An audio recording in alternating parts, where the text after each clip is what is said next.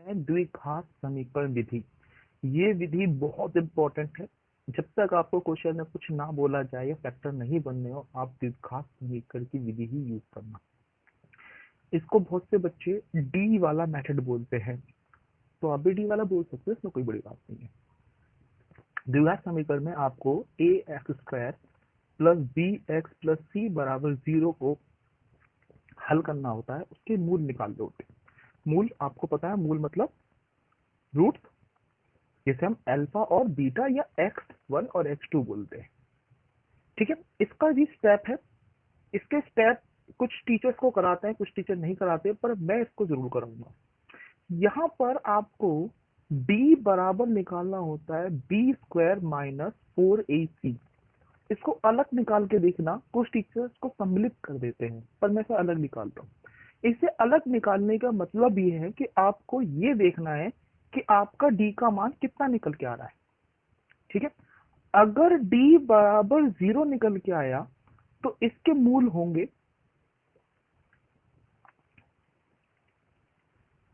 और समान मूल होंगे। बेटा क्या होंगे? समान, मतलब दोनों अल्फा बीटा जो है वो आपस में बराबर होंगे। और अगर d बड़ा है 0 से, अगर d बराबर 0 से बड़ा है तो आपके मूल होंगे, इसमें असमान मूल होंगे।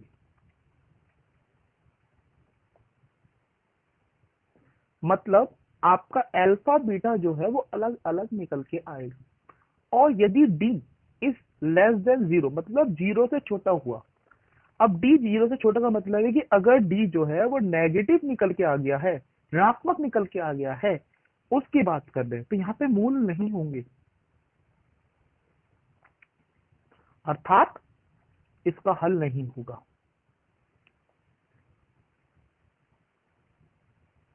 इसलिए हमें d हमेशा अलग निकालना चाहिए। d निकालना है, उसके बाद हमें देखना है कि d इस तीनों कंडीशन में कहाँ आ रही है। तीन कंडीशन है, 1, 2 और ये तीसरी।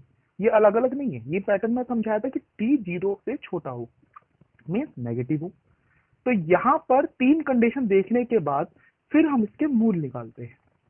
और मूल का फॉर्मूला होता है माइनस का b plus minus root D, ये वाली वैल्यू जो होती है, अपॉन में 2a। ये है मूल का फॉर्मूला। फिर आप कहोगे सर मूल तो दो होते हैं, ये एक कैसे है? बेटा ये दो है। इसमें अल्फा बराबर होगा माइनस का b plus root D upon में 2a, और बीटा बराबर होगा माइनस का b माइनस का रूट डी अपॉन में 2a। मतलब सिर्फ प्लस माइनस की डिफरेंस है, इसीलिए आपका अल्फा बीटा अलग अलग ऐसे होगा। और एक साथ आप इस तरीके से कर सकते हो। ठीक है, ओके बच्चों, अब हम एक एग्जांपल ले रहे हैं आपकी क्वेश्चन बुक का। इसमें लिखा है 2x² माइनस 5x प्लस 3 बराबर 0। तो सबसे पहले बेटा इसमें a देखेंगे, a कितना है, b कितना है और c कितना है। a है इसमें 2 है, b बेटा माइनस का 5 है और c जो है 3 है। क्योंकि मुझे d का फॉर्मूला लगाना है, d equal to B square minus 4ac। अब b कितना है बेटा इसमें, माइनस का 5 माइनस 4, a कितना है 2 और c कितना है 3। मुझे माइनस के 5 का स्क्वायर करना है। जब मैं माइनस 5 का स्क्वायर करूंगा तो प्लस का 25 आएगा, क्योंकि माइनस के स्क्वायर से माइनस के साथ चला जाता है माइनस। अब 4 का पारा पड़ा 2 तक, 4 दूनी 8 और 8 तिया 24, तो ये हो गया बेटा 24। वैल्यू आ गई 1। यहाँ पर d जो है बड़ा है 0 से, क्योंकि 1 जो है वो 0 से बड़ा है। ठीक है, अगर ये 0 से बड़ा है तो इसके मूल होंगे पर असमान होंगे। मतलब यहां मूल होंगे कौन से, असमान। ठीक है, अब d बड़ा 0 से, तो अब हम फॉर्मूला लगाएंगे अल्फा बीटा का, मतलब मूल का। मूल का फॉर्मूला क्या था, minus B plus minus root D upon में 2a। एडजस्ट करते, रूट्स का मतलब मूल का फॉर्मूला है यहाँ पर minus B plus minus root D upon में 2a। देखो बेटा, माइनस b कितना है, माइनस का 5 प्लस माइनस d कितना है बेटा 1 बटे में 2 और a कितना है 2। a 2 है, b -5 था और रूट डी कितना था आपका 1 था। सॉल्व करते हैं आगे। माइनस माइनस प्लस तो ये 5 आ जाएगा, प्लस माइनस 1 का रूट कितना हुआ, अगर रूट है तो रूट कर दीजिए, नहीं है तो ये रूट की वैल्यू में ही काम करेगा। 1 का रूट 1 ही होगा, बटे में 2 दूनी 4। अब मुझे इसका अल्फा बीटा निकालना है, अल्फा और बीटा। अल्फा हो जाएगा 5 जमा में 1 बटे में 4 और बीटा हो जाएगा 5 माइनस 1 बटे में 4। एक बार प्लस में एक बार माइनस में।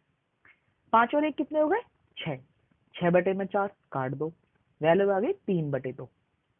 और यहाँ पे 5 में से 1 गया तो कितने बचे 4 बटे 4, 4 से 4 कट गया, कितना आ गया 1। तो आप कह सकते हैं कि अल्फा बराबर 1 है और बीटा बराबर अल्फा बराबर 3 बटे 2 है और बीटा बराबर 1 है, या कह सकते हैं कि x का सॉल्यूशन 3 बटे 2 और 1 है। ठीक है, एक एग्जांपल तो ये रहा, एक एग्जांपल 5 बराबर 0। अब इसको इस मैट्रिक्स यूज करना है। सबसे पहले आपको पता है इसमें a कितना है, a 1 है, b कितना है 4 है और c कितना बेटा 5 है। तो हम d का फॉर्मूला यूज करेंगे, d बराबर है b स्क्वायर माइनस 4ac, मतलब b कितना है 4, तो 4 का स्क्वायर माइनस 4, a मतलब 1 और c कितना बेटा 5। इसको बेटा आगे सॉल्व करेंगे, ये तो आ जाएगा 16 माइनस का 4 एकम 4, 4 पंजे 20, तो 20 आ गया। तो 16 में से 20 गए तो वैल्यू कितनी आ गई बेटा माइनस का 4। अब d जो है वो नेगेटिव आ गया, मतलब d छोटा है 0 से, अतः इसका कोई हल नहीं होगा। ठीक है ना, हम इसे आगे सॉल्व नहीं करेंगे। ओके बच्चों, अब हम एक एग्जांपल लेते हैं आपके लिए। क्वेश्चन है 9x square minus 6x plus 1 बराबर 0। अब इसके अंदर सबसे पहले हम d का फॉर्मूला यूज करेंगे। तो पहले बताओ a कितना है इसमें 9, b कितना है बेटा माइनस का 6 है और c कितना है बेटा 1। ठीक है, अब d का फॉर्मूला क्या था, वो था b स्क्वायर माइनस 4ac, ये वाला फॉर्मूला था। b है माइनस का 6 का स्क्वायर माइनस 4, a कितना है 9 और c कितना है बेटा 1। स्क्वायर करते बेटा, 6 का स्क्वायर माइनस 6 का स्क्वायर कितना होगा 36, 4 नीम 36, 36 से कम 36, 36 में से 36 गए तो कितने बचे 0। अब 0 आ गया मतलब d बराबर आ गया 0, तो इसका हल होगा और मूल बराबर होंगे। समझ आ गया। अब बराबर कैसे होंगे सॉल्व करते हैं। ये तीनों कंडीशन बताई थी ना, तीनों कंडीशन वाले क्वेश्चन हो गए हमारे पास। अब अल्फा बीटा बराबर था माइनस का b plus minus under root D upon में 2a, माइनस का b कितना है माइनस का 6 है, प्लस माइनस रूट डी कितना निकल के आया 0 अपॉन में 2, a कितना है बेटा आपका 9। सॉल्व करो, माइनस माइनस प्लस का 6, 0 के साथ कोई एडजस्टमेंट होगी नहीं होगी, बटे में 2 नीम 18। अब देखिए मेरे पास अगर मैं अल्फा निकालता हूं तो भी मेरे पास 6 बटे 18 आएगा, क्योंकि प्लस माइनस 0 के साथ कोई वैल्यू नहीं होगी, और जब मैं बीटा निकालता हूं तो भी 6 बटे 18 ही आएगा। इनको काटेंगे 6 कम 6, 6 तिया 18, तो वैल्यू आई 1/3, और इसको भी काटेंगे कितनी आएगी 1/3। इसका मतलब यहाँ अल्फा बराबर भी 1/3 है और बीटा बराबर भी 1/3 है, इसलिए यहाँ पे कहते हैं मूल बराबर होंगे, क्योंकि 0 है, 0 घटेगा भी नहीं जुड़ेगा भी नहीं, इसलिए आपका आंसर ये वाला होगा।